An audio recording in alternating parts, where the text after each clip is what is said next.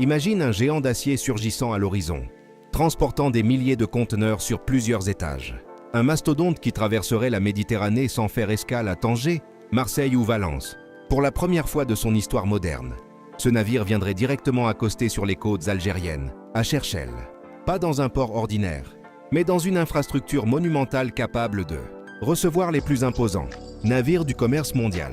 Cette vision n'appartient plus au futur lointain. Les bulldozers rugissent déjà, le béton coule, les fondations s'élèvent. L'Algérie est en train de construire bien plus qu'un simple port. Elle façonne sa renaissance économique. Le poids d'un retard stratégique. Pendant des décennies, l'Algérie a porté un handicap invisible mais paralysant.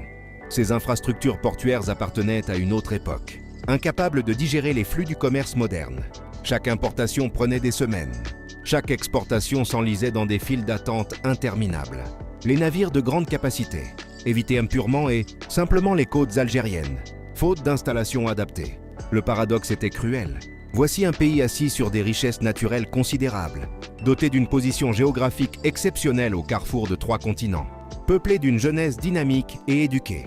Et pourtant, ce même pays devait, systématiquement, passer par des hubs étrangers pour acheminer ses propres marchandises.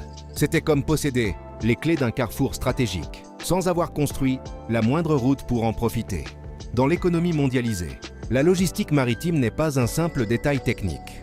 C'est l'artère qui irrigue toute activité économique. C'est ce qui permet à une nation de vendre ses produits rapidement, d'importer les technologies dont elle a besoin, de construire son industrie, de créer de la richesse. Quand un pays dépend des ports d'autres nations, il abandonne son autonomie, dilapide son temps et saigne son argent. Cette dépendance invisible coûte bien plus cher qu'on ne l'imagine. La naissance d'une ambition colossale. Face à cette réalité, une idée audacieuse a germé. Plutôt que de moderniser timidement les infrastructures existantes, pourquoi ne pas construire un port capable de rivaliser directement avec les géants méditerranéens? Un hub qui ne se contenterait pas de servir le marché algérien, mais qui deviendrait un point de passage incontournable pour les flux internationaux. Les premières études techniques ont révélé un atout naturel exceptionnel. Les eaux au large de Cherchell possèdent une profondeur remarquable, formant une cuvette naturelle idéale pour accueillir les plus grands navires. La géologie avait déjà accompli la moitié du travail. Restait à déployer l'ingénierie humaine, le courage politique et la volonté nationale pour transformer ce potentiel en réalité. Les sceptiques ne manquaient pas. Trop ambitieux, trop coûteux, techniquement irréalisable, entendait-on. Mais l'histoire n'avance que grâce à ceux qui osent défier l'impossible. Le projet El Hamdania était lancé, avec une vision claire, créer le plus grand hub maritime d'Afrique du Nord, une infrastructure tournée vers l'avenir, un pont direct entre l'Algérie et les grandes routes commerciales mondiales.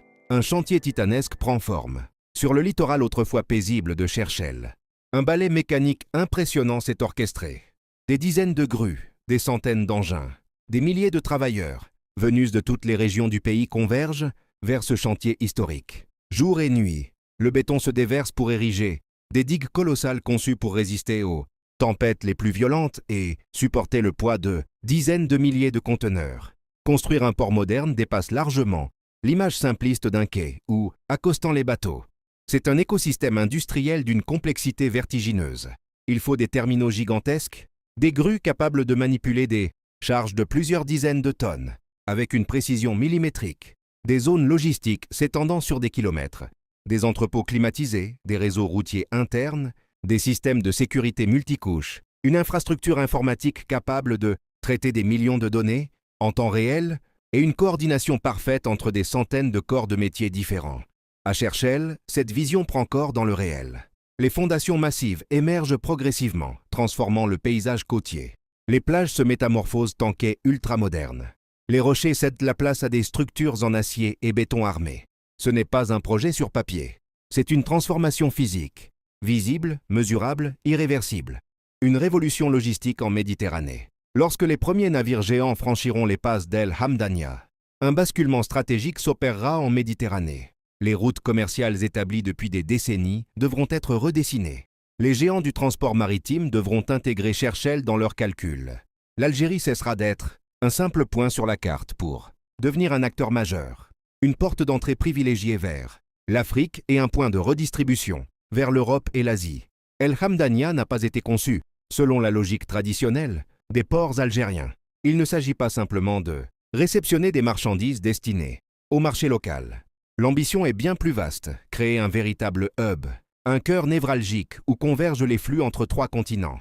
Un endroit où les marchandises ne font pas que transiter, mais où elles se réorganisent, se transforment, se redistribuent selon une chorégraphie logistique ultra précise. L'architecture même du port reflète cette ambition. Les quais sont positionnés stratégiquement, chacun dédié à un type de flux spécifique. Les zones de stockage agissent comme le cerveau de l'opération, orientant intelligemment chaque conteneur vers sa destination optimale. Les grues ultramodernes exécutent leurs mouvements avec une synchronisation digne d'une partition musicale. Chaque élément a été pensé pour maximiser la vitesse de traitement. La vitesse comme arme économique. Dans le commerce mondial contemporain, la vitesse n'est pas un luxe mais une arme économique décisive. Plus un port traite rapidement les navires, plus il attire de compagnies maritimes. Plus il attire de trafic, plus il devient indispensable. Plus il devient indispensable, plus il capte d'investissements et de contrats juteux. C'est un cercle vertueux que les grands hubs méditerranéens exploitent depuis longtemps. El Hamdania entre dans cette compétition avec des atouts passus majeurs. Les capitaines sauront qu'ils gagnent un temps précieux en y faisant escale. Les entreprises calculeront les économies substantielles réalisées. Les armateurs apprécieront une organisation millimétrée où chaque minute compte. Cette réputation de fiabilité et d'efficacité se construira dès les premiers mois d'opération. Mais l'ambition ne s'arrête pas à l'interface maritime. Derrière les quais, une ville logistique entière émerge. Des autoroutes structurantes traverseront l'ouest algérien pour connecter le port aux principaux centres économiques du pays. Des lignes ferroviaires à haute capacité transporteront des volumes colossaux vers l'intérieur des terres. Car un port isolé, même technologiquement avancé, reste stérile. Mais un port profondément connecté à son arrière-pays devient une force irrésistible. Souveraineté et renaissance nationale. Dans les réunions stratégiques qui ont présidé au lancement du projet, un mot revenait constamment, souveraineté. La souveraineté logistique représente l'un des enjeux géopolitiques majeurs du XXIe siècle. Une nation qui dépend des infrastructures portuaires d'autrui reste vulnérable, exposée à des blocages potentiels, à des ralentissements arbitraires, à des pressions économiques insidieuses. Avec El Hamdania, l'Algérie s'équipe d'un outil qui lui permet d'agir en puissance autonome et confiante. Ce port transforme fondamentalement les rapports régionaux. Les voisins ne seront plus des modèles à suivre, mais des concurrents à dépasser. Quand les premiers cargos géants accosteront à Cherchell, les regards changeront. Les entreprises recalculeront leurs routes. Les stratégies commerciales seront révisées. Car une nation qui maîtrise sa logistique maritime contrôle une part essentielle de son destin. L'impact sur la vie quotidienne. Beaucoup imaginent qu'un port ne concerne que les armateurs et les opérateurs logistiques. Erreur profonde. El Hamdania agira comme un aimant économique dont les effets se diffuseront dans tout le tissu social algérien. L'impact le plus immédiat concernera l'emploi. Non pas seulement pendant la construction, mais surtout après l'ouverture.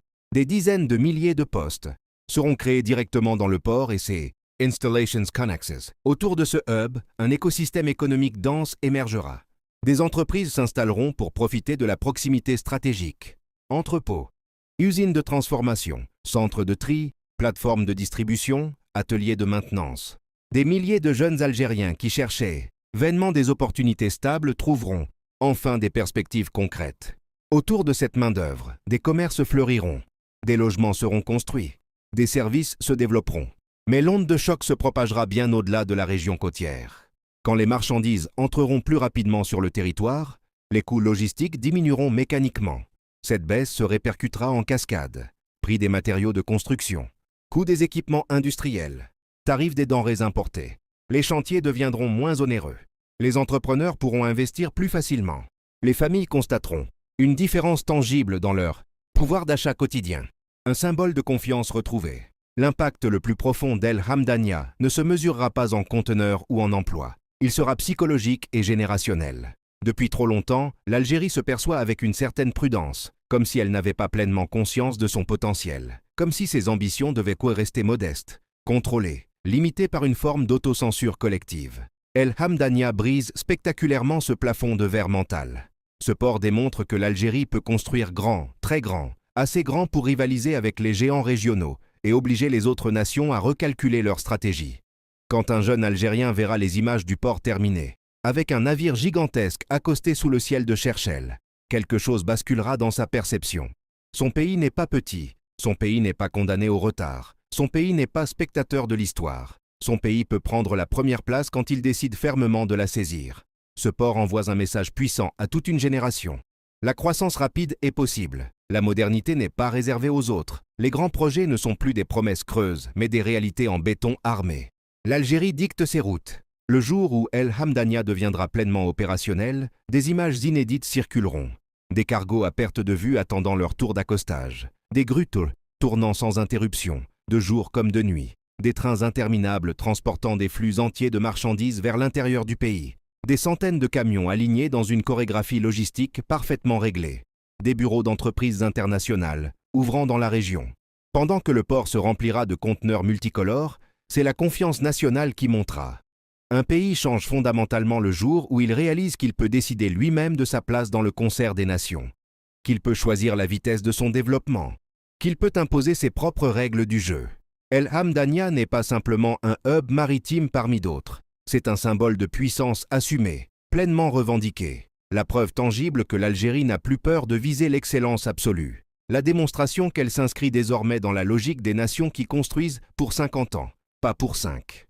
Et quand on bâtit avec cette vision de long terme, ce sont plusieurs générations qui en récoltent les fruits. Ce port n'est pas conçu pour le présent immédiat. Il est taillé pour un futur où l'Algérie ne suivra plus passivement les routes commerciales tracées par d'autres. Elle les dictera. Elle les imposera. Elle les redéfinira selon ses propres intérêts stratégiques. Le géant méditerranéen est en train de se réveiller et le monde entier devra en tenir compte.